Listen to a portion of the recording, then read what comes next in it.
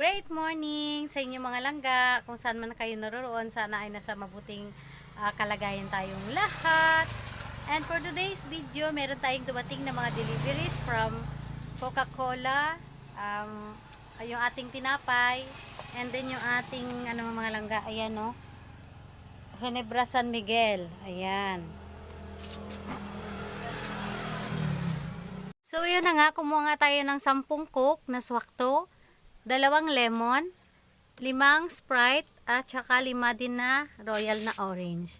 So ayan, kasi napakamabenta talaga nito, kaya hindi ako nagpapawala ng mga ganitong produkto ng Coca-Cola. And then dumating din yung ating tinapay na Green Ribbon. Ayan, kumuha na naman tayo ng 400 pesos. And yung dalawang case ng Wilkins Distilled. So ayan, yung 7 liters. Benta ko pala dito ay 85 pesos per 7 liters. And meron din tayong Ginebra San Miguel. Ayan, kumuha tayo ng isang case ng gin bilog. And yung 4 kantos na medyo malaki. At saka isang Primera Light. So ayan. Ayan mga langga.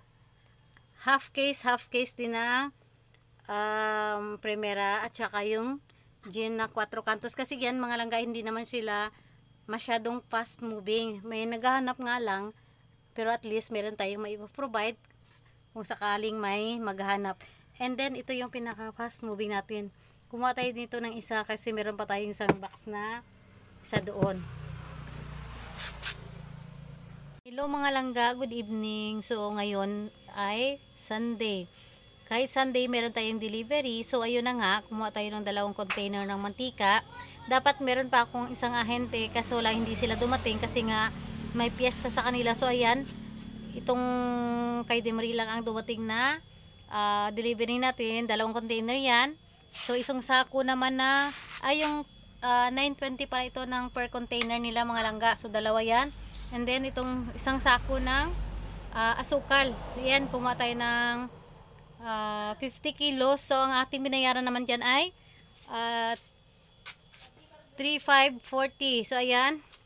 And then isang sako ng asin. Kasi malapit na maubos yung asin ko. Kaya ayan, magre-repack na naman tayo ng asin. And then dito, hindi ko alam kung anong mga laman nito.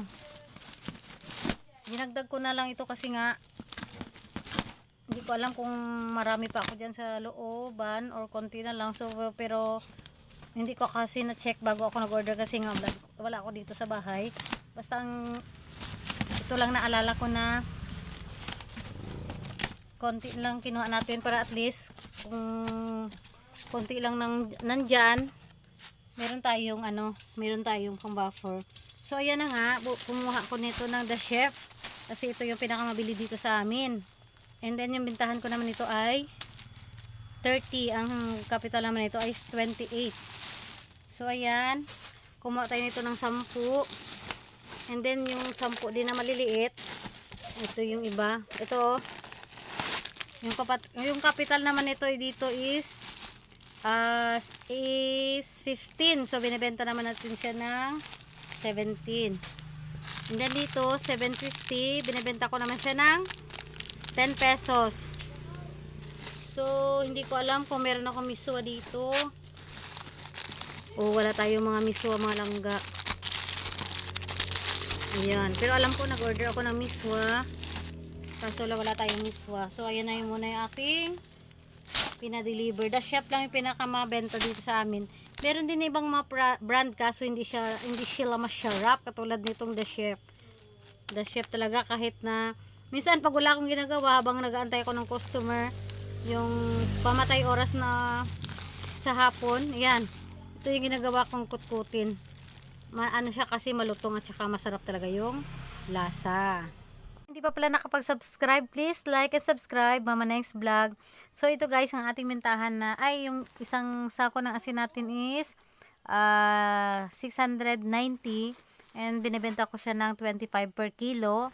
And then yung ating asukal ay benta natin ngayon ng 20 per 1/4. And yung aking mantika naman ang bentahan natin is 35 per lapad. Yung lapad dito sa amin guys yung 375 ml. So ayan, yan na muna yung ating update for today. So, thank you very much langga, and keep safe everyone, and God bless us all.